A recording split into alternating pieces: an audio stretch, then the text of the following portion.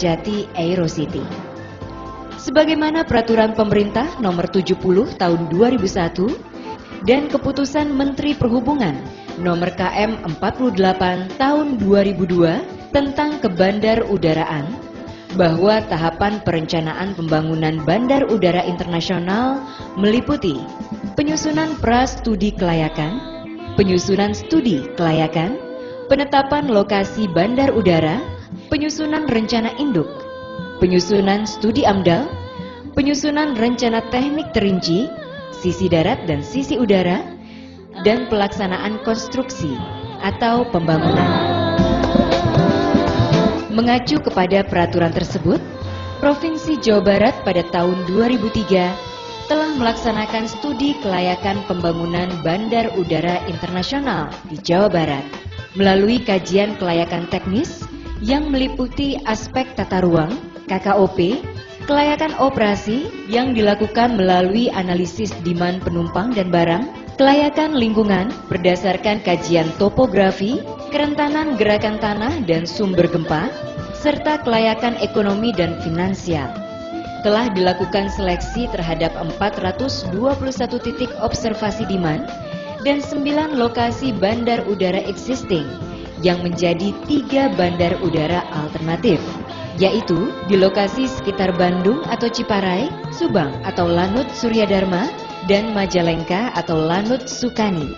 Maka terpilih lokasi paling layak untuk dibangun bandara udara tersebut, yaitu di Kecamatan Kertajati, Kabupaten Majalengka, dengan luas 1.800 hektar.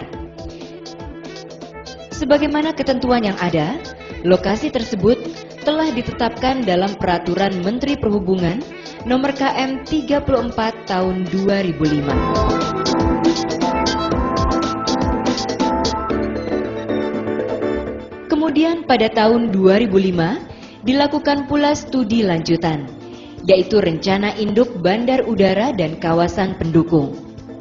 Dari studi ini menjadi pedoman teknis bagi pembangunan bandar udara dan pengembangan kawasan pendukung seluas 3.200 hektar yang meliputi aspek tata letak fasilitas bandar udara, tahap pengembangan, dan penetapan zonasi kawasan pendukung yang terdiri dari zona industri seluas 30%,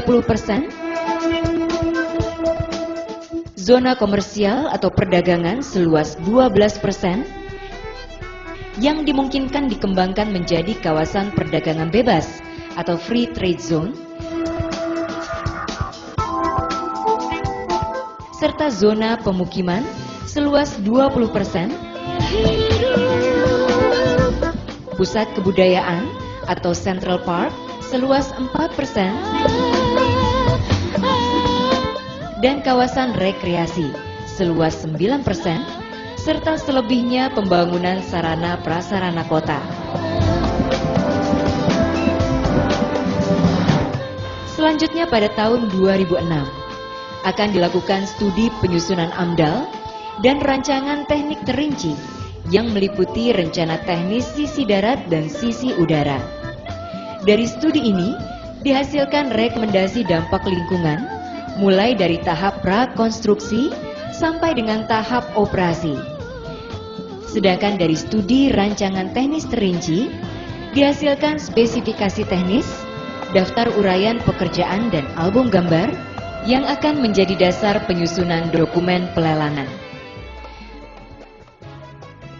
Berdasarkan hasil studi rencana induk pembangunan bandar udara dibagi menjadi 4 fase. Fase pertama, beroperasinya bandar udara mulai tahun 2013 dengan luas terminal penumpang 6,8 hektar dan terminal barang atau kargo 1,8 hektar serta 1 landasan pacu. Fase kedua, beroperasinya bandar udara mulai tahun 2020 dengan luas terminal penumpang 9,8 hektar dan terminal barang atau kargo 2,6 hektar serta 2 landasan pacu.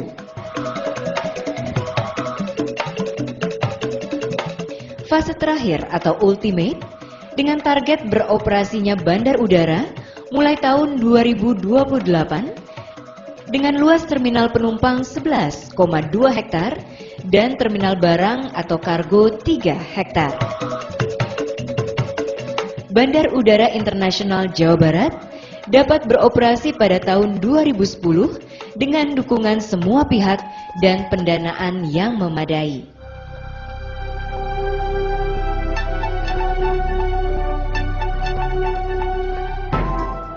Selain telah melakukan pentahapan perencanaan tersebut, pemerintah Provinsi Jawa Barat bersama pemerintah Kabupaten Majalengka telah melakukan penetapan lokasi pembangunan Bandar Udara Internasional Jawa Barat dan kawasan pendukungnya yang ditetapkan dalam keputusan Bupati, pembentukan tim pengendalian pembangunan Bandara Internasional Jawa Barat, dan pembentukan Badan Kerjasama Pembangunan dan Pengelolaan Bandara Internasional Jawa Barat melalui keputusan Gubernur.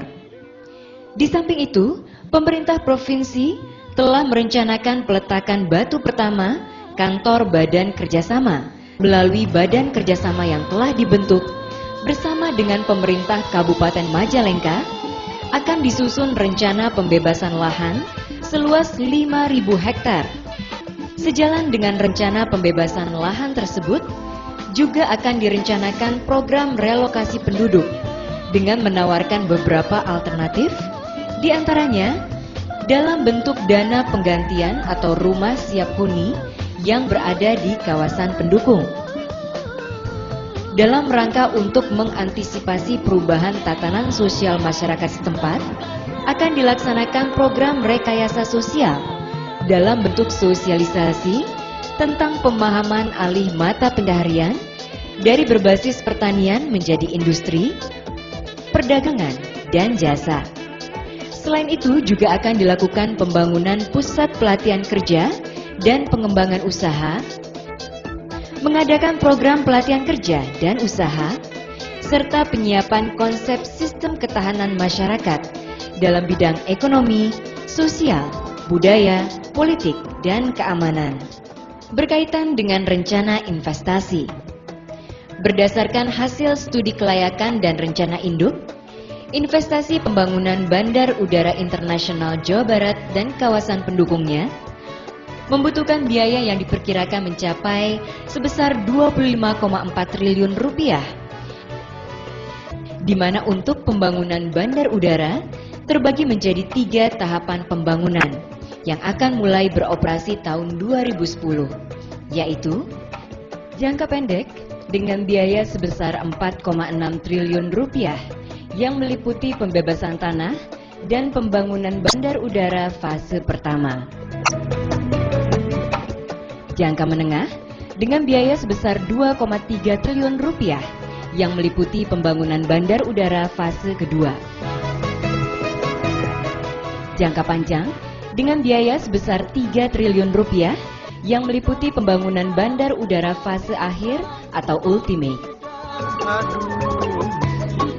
Sedangkan perkiraan biaya untuk pembangunan kawasan pendukung akan mencapai sebesar 15,5 triliun rupiah yang meliputi pembangunan sarana dan prasarana lingkungan perkotaan dan pembangunan kota modern atau Kertajati Aerocity.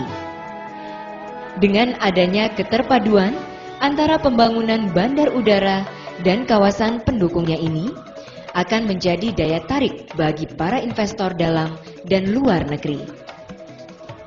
Adapun pola kerjasama yang ditawarkan kepada investor untuk pembangunan bandar udara dan kawasan pendukungnya adalah bersifat kemitraan, di mana sebagian kewenangan pemerintah diberikan kepada investor. Prinsip kerjasama yang ditawarkan bersifat win-win solution, di mana investor berperan sebagai provider dan pemerintah berperan sebagai regulator. Bentuk kerjasama kemitraan tersebut dapat berupa kontrak pelayanan, kontrak kelola, kontrak sewa, kontrak konsesi, dan kontrak bangun kelola dengan sistem Build, Operate, and Transfer atau BOT, atau sistem Build, Leasing, and Transfer atau BLT, atau bentuk-bentuk kerjasama lainnya dengan mengupayakan pemberdayaan pengusaha, sumber daya manusia, sumber daya alam, dan material dalam negeri. Berkaitan dengan rencana pola kerjasama tersebut, telah ada beberapa investor yang berminat dan mengadakan pembicaraan dengan pemerintah provinsi. Di antaranya adalah investor asing berasal dari Inggris, Jerman, Malaysia, Singapura, Jepang, dan Cina. Akan dimungkinkan pula perusahaan daerah pemerintah Provinsi Jawa Barat maupun pemerintah Kabupaten Majalengka dapat ikut berpartisipasi. Demikian gambaran dan uraian singkat rencana pembangunan Bandara Internasional Jawa Barat. Mari kita wujudkan Jawa Barat sebagai provinsi termaju di Indonesia dan mitra terdepan ibu kota negara. Terima kasih.